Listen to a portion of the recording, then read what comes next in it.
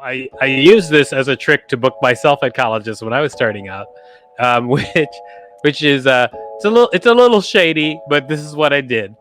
How to make money when you're starting out in comedy. This is an Arts Academy podcast one-on-one session hosted by Dean Victor Varnado with today's student Mudit Verma. My question for you is what would you advise for me to cross that threshold? What should I focus on, or what would you advise I focus on rather, to kind of turn the sort of stand-up advent, which is again sort of peripheral to, it doesn't pay the bills. How do I cross that financial threshold? I kind of don't know where to start. I don't know what that threshold looks like. Like, how do you land a gig that's to the effect of say a full-time job and the benefits that might come with a full-time job and that sort of thing? Well, I can tell you what is the absolute easiest way, I think, to start making money as a stand-up, because you don't actually need to have credits, is being a college comedian.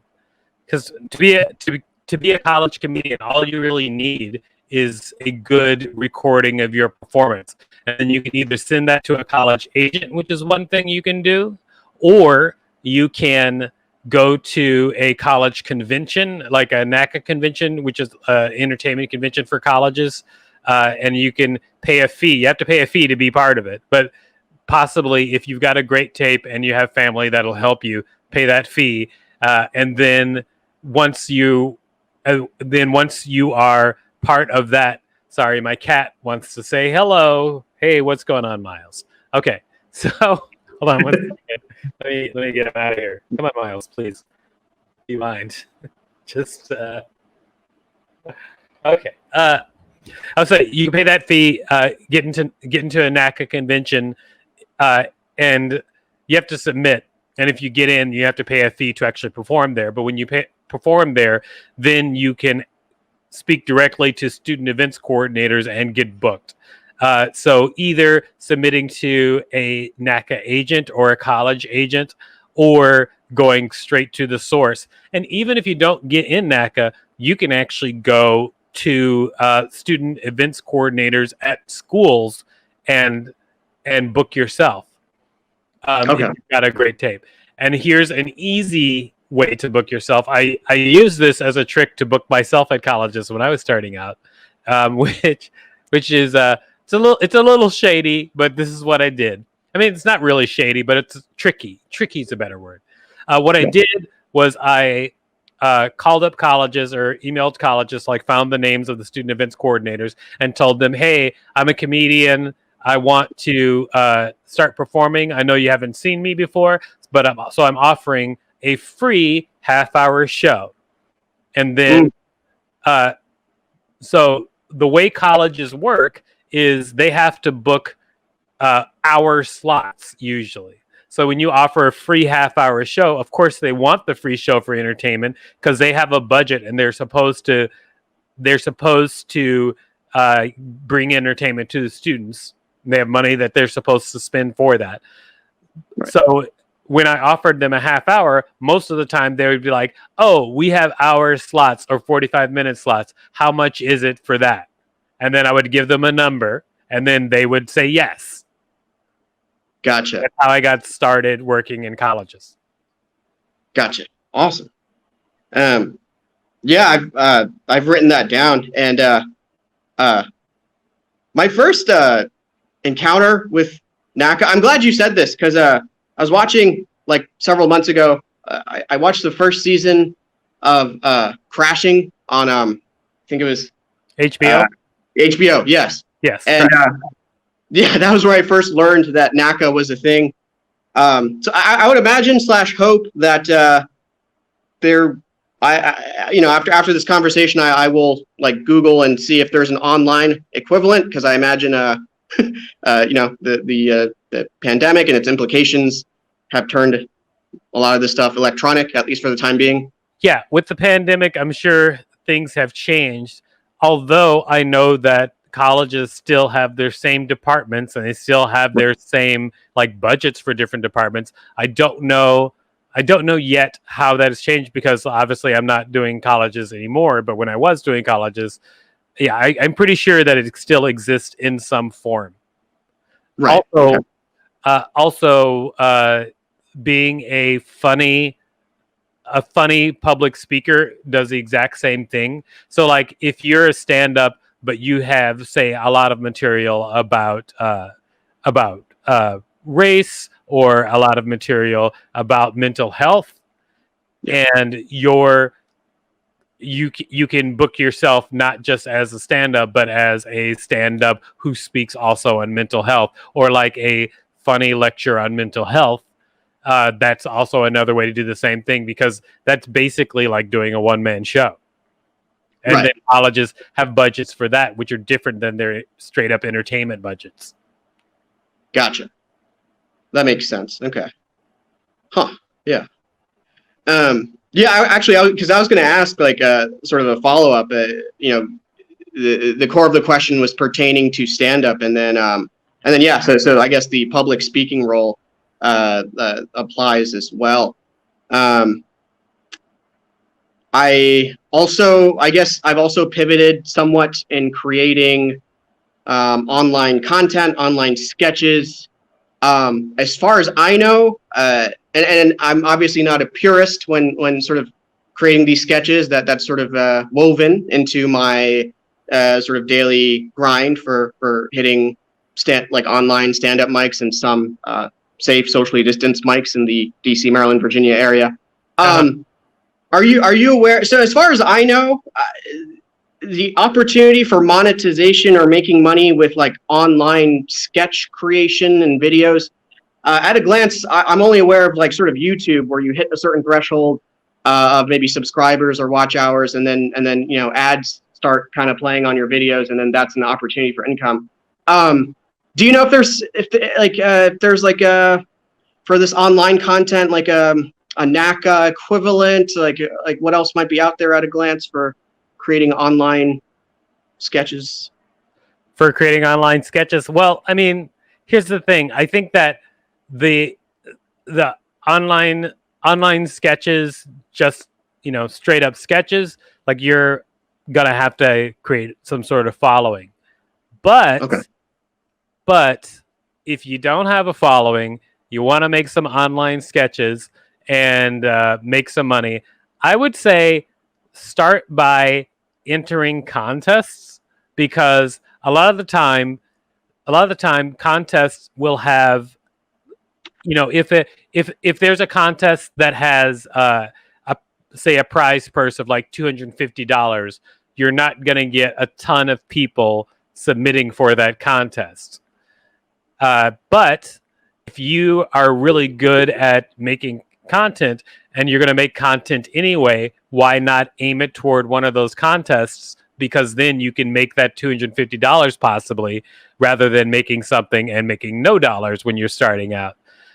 There's a website called Online Video Contest. I believe it may be called ovc.com, but it's Online Video Contest, or OVC. They list straight up just like all the contests and all the prizes that are being listed out there. And there's people who've made money just doing those contests.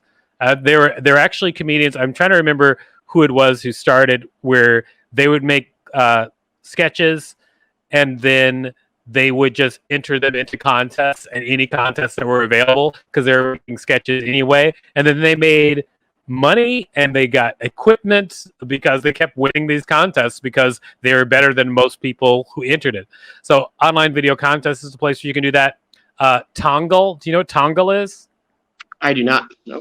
Tongal, Tongal. That's a place where you can enter basically contests that are put on by brands, though. So like Lego will say, make us a funny Lego video, and then you can enter the contest. Even so, if you find places like that are looking for stuff and offering prizes, at least your efforts like can possibly make money at the beginning. But not only that, it also usually drives drives viewership. So if you enter one of these contests, then usually people who are in and around the contest will check out who you are and what you're doing. So it's a way to work in parallel to what you're doing as online social media. And I can't say for sure like you're gonna win, but it's a better chance than not having an outlet for money. Gotcha. No, that's really helpful. So I've got the ovc.com and Tongle.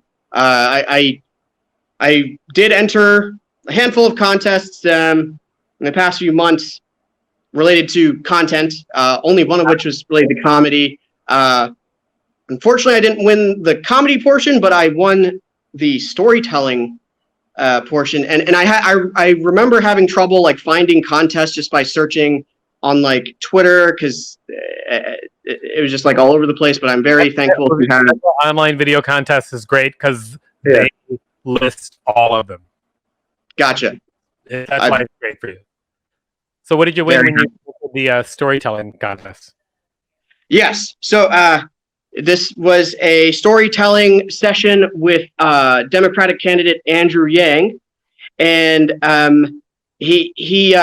the going into it, the prize that we won was, I guess, the opportunity to tell him a story based on our like initial submission that got screened and everything, and my story related to my mental health journey. And then after the fact, he surprised us like winners with $1,000. So that was really cool. Yeah. Awesome. But that's so I mean, you did win one contest. So if you have a list of contests and they can be categorized by like due dates and by the type of prizes they list. So if and you go on there at any time and they're listing at least like 30, 40 contests that are ready to go. So you could, imagine that you're entering like at least 4 contests a month, and then your win ratio was even 15%. That means then that over the couple of months you're going to be making money, right? Or winning a trip, because the prizes can be different depending on what you're doing. Yeah, that's true. Yeah. Oh, good. I'm glad that's actually going to be helpful, because obviously this is the first time I'm going to be doing this as a series, and so this is the first one. And so what's important to me is like maybe that you get information that actually you can act on. So awesome. Gotcha. Thank you. Yeah.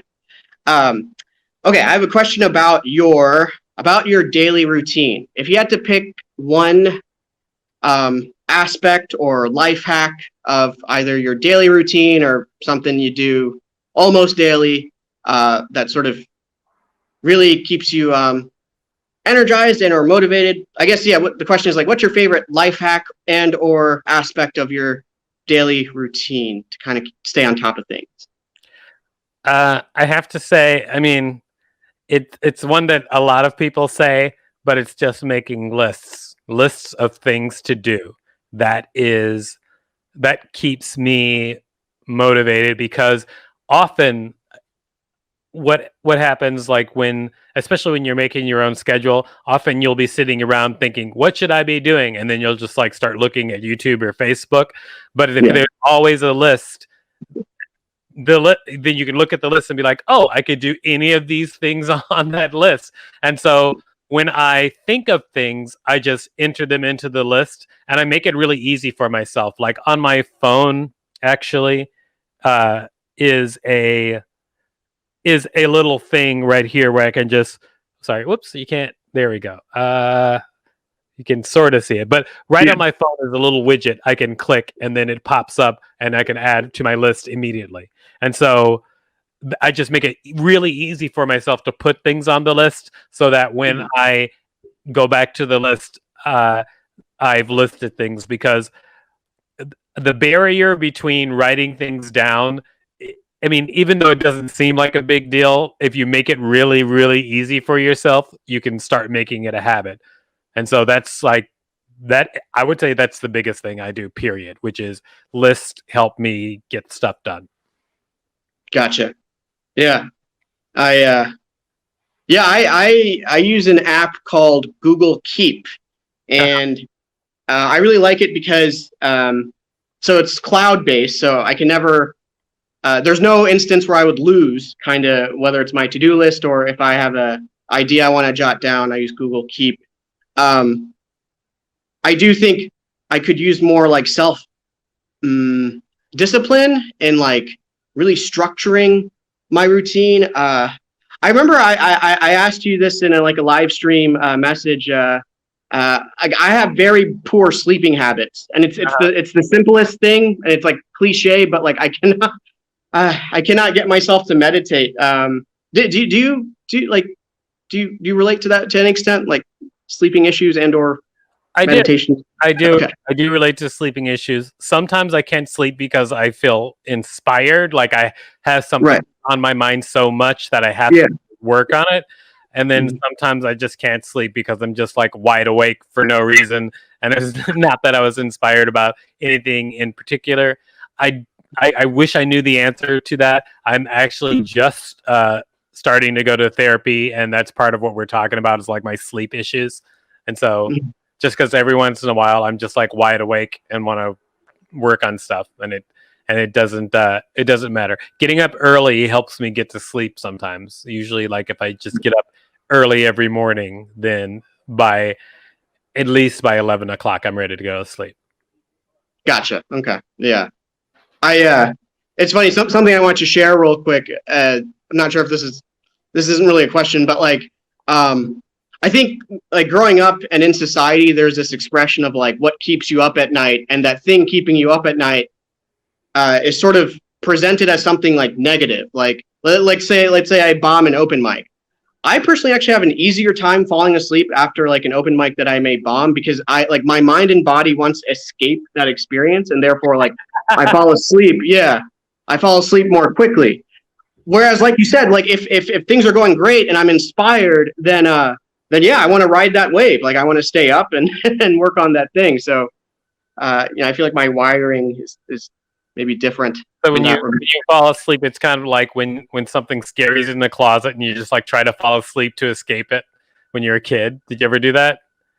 With that's a different one.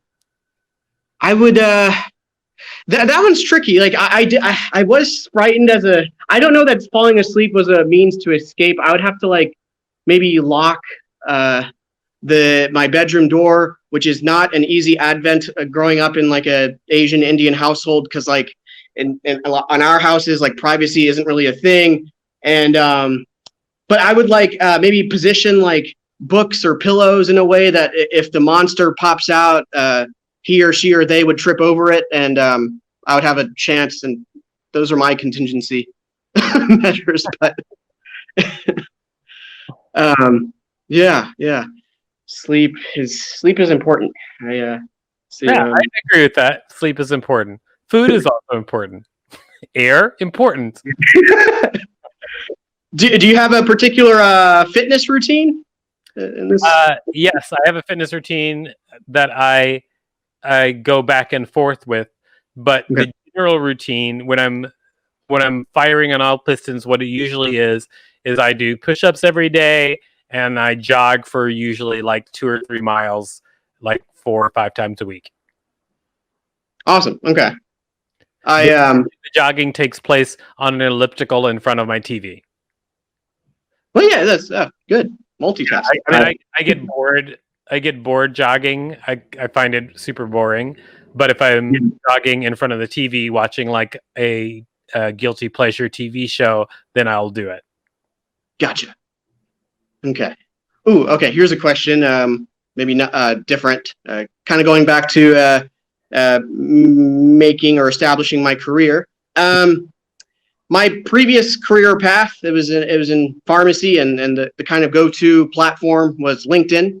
I'm not entirely sure that LinkedIn is there a LinkedIn equivalent in art or entertainment that you would recommend that I know that there are LinkedIn equivalents, and here's the thing: they're actually pretty easy to find, because if you Google LinkedIn for artists, you'll find because that's how the people who build those sites like do their SEO. They know how people are going to search for it. So if you search for LinkedIn for artists, you'll find that.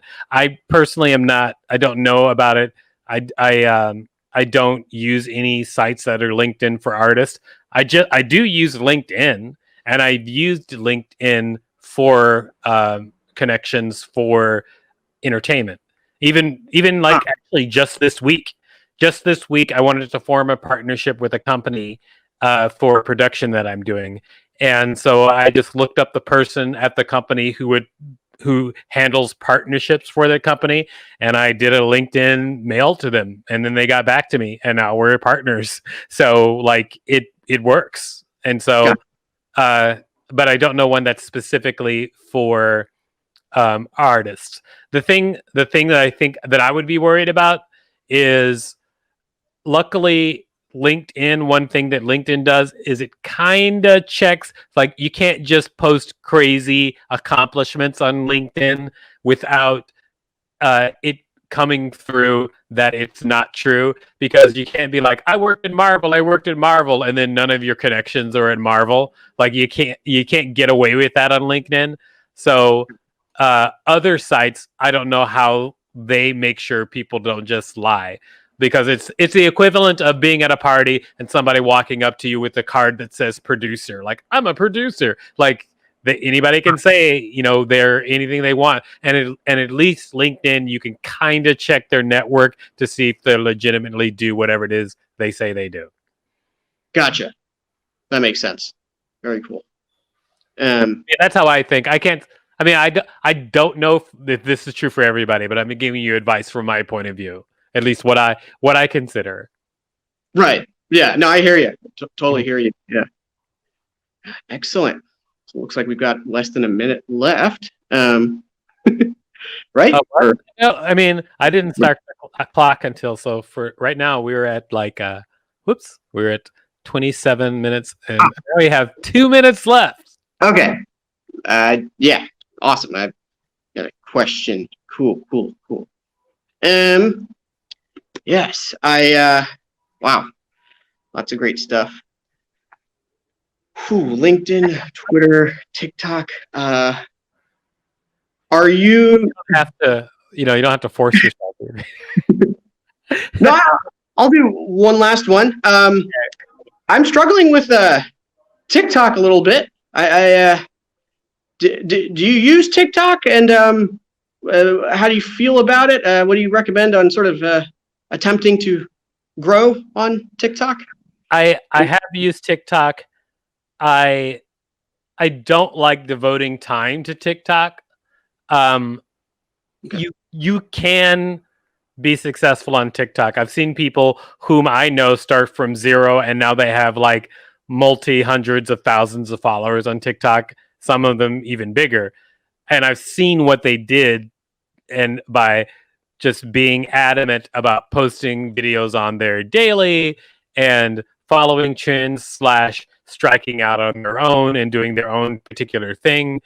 So I've seen people do stuff on TikTok, and if you want to succeed on TikTok, I would suggest, like, making sure you're doing a couple of TikToks a day, uh, Sure. and if you can do something that's unique, great.